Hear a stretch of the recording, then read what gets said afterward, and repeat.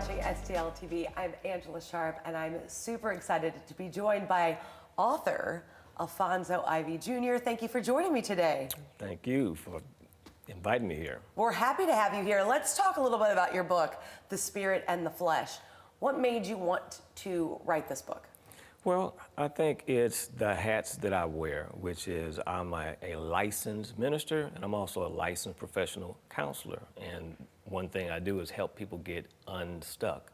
And so that's part of the reason I wrote this book, because I feel like people are just in a place with organized religion where they feel like I don't even want to go to church anymore. And so the collection of poems is to kind of help move them out of that place and get them to a place where they feel a little more free and a bit more comfortable with going to church.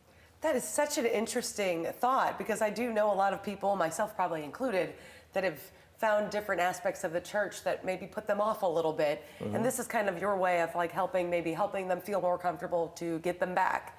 Yeah, I felt like it was a creative way because I've been doing poetry since literally first grade. And so I said the fun way to do this, instead of making it a super deep topic, is just take some poems and be able to show them, hey, here's what it's like to be a Christian. You're going to have struggles, whether you're a Christian or whether you're not. That's that battle that I call the spirit and the flesh.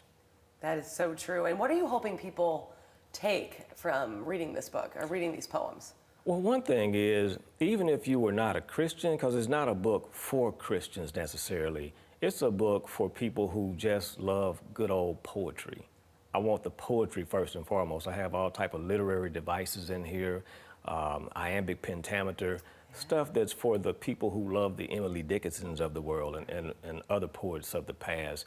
But also, I want people to take this book and look at the collection of poems and be able to say, you know, maybe I can give the Christian life an opportunity as well, because, hey, everybody has struggles. I mean, you're not wrong about that. Everybody does have struggles. And I like how you're kind of merging your two aspects of your life with being a therapist and a minister.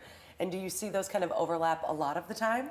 All the time. I've heard people say, I've never seen a therapist to be able to make me feel safe spiritually as well, and just to kind of merge clinical topics with spiritual topics if I need it, you know. And so I do think a lot of people, they just want help getting out of a place that they're in. And so I like to be able to use whatever is at my disposal to help them. Well, whatever's at your disposal. You're also on TikTok, yeah, kind of helping people that way. What has that avenue been like for you? Well, on my TikTok page, I'm mostly doing therapeutic videos, counseling videos, just little tips, 1 minute here and 3 minutes there, to help a person just get beyond little stuck points in their life, whether that's anxiety, whether that's just any stressors, depression, etc. And again, even these poems, they speak to all of those issues. Although it's a spiritual title, it's really just helping a person move forward. So I know that your end goal is to get people maybe back into their church, back into their faith. But if someone didn't want to go that route, there is something in there for them just to get unstuck in their whole life, even if they were an atheist per se. Absolutely. I believe that the atheist probably would enjoy the book more than the average Christian, because it's to that target audience mostly. It's the people who likely poke fun at the church, because oftentimes your church friend is the one that's a little bit stuck up, a little bit overly religious, and this book takes that down a notch to just simply say the same thing the Bible says, which is the spirit is willing, but the flesh is weak. In other words, we all have struggles. We're just trying to do the best we can do. You told that to me before we came out here to shoot this, and that is a powerful, powerful statement, and I like how you've kind of made that kind of one with your book. You're doing an autograph signing? Yes, I am. April 29th is the book signing. April 29th at the Jewel Event Center. So what are you hoping people are going to say to you or come up to you and ask for on that day? I'm hoping that people will tell me that they just liked the poetry, that they saw some different poetic styles like haikus and sonnets and etc.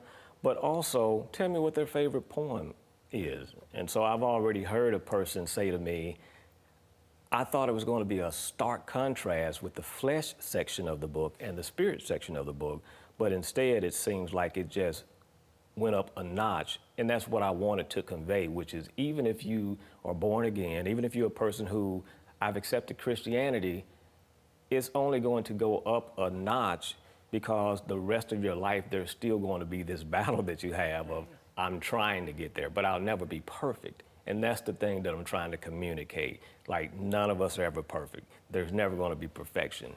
We're all in the same battle. And everybody has their own personal little battles that maybe you don't know about, and maybe there's something or a poem in this book that would help them. I'm sure if you hear about that, that'll make you just elated to know that a poem helped them. Absolutely, absolutely. And I think like one of my favorite poems, all of them actually, but one of my favorite poems in the book is Splitting, but it depicts a person who it's like they want to go this direction, but something's pulling them back the other direction. But that's indicative of all of the poems. Even though there's a direction you're trying to get to, there's something that's going on, you know, that's just pulling you back another direction. And just sitting here talking to you, you've thrown out haikus and all those things that I learned about in school, but I'm not a poet. So a true person who just loves poetry is going to love it from the poetry aspect. Absolutely. I think I would really love the professor or the teacher to be able to look up and just kind of look at some of these literary devices and just be able to speak to that, have comments and questions about those. Well, let's tell everybody where they can get the book, where they can see the autograph signing, how they can find out more information about you, follow your TikTok. All right, so you can follow me on TikTok at VineLife21. The book signing, as I said, is going to be at the Jewel Event Center on April 29th. Where you can purchase this book is Amazon, Barnes & Noble, and also Apple Books. You can get the e-version of the book, and you can get the paperback version of the book. Love that, and hopefully people will come up there and share their favorite poem with you on that day. Absolutely, I would love that. Thank you so much for joining me today, Alphonso. This is a very interesting book. I think everybody needs to check out the book. Now, after you check out Alphonso and the book signing on the 29th, make sure you follow us on Facebook, Twitter, and Instagram, and YouTube at stltv.net as well. That's going to do it for this right here, but keep it right here on STL TV and Experience St. Louis.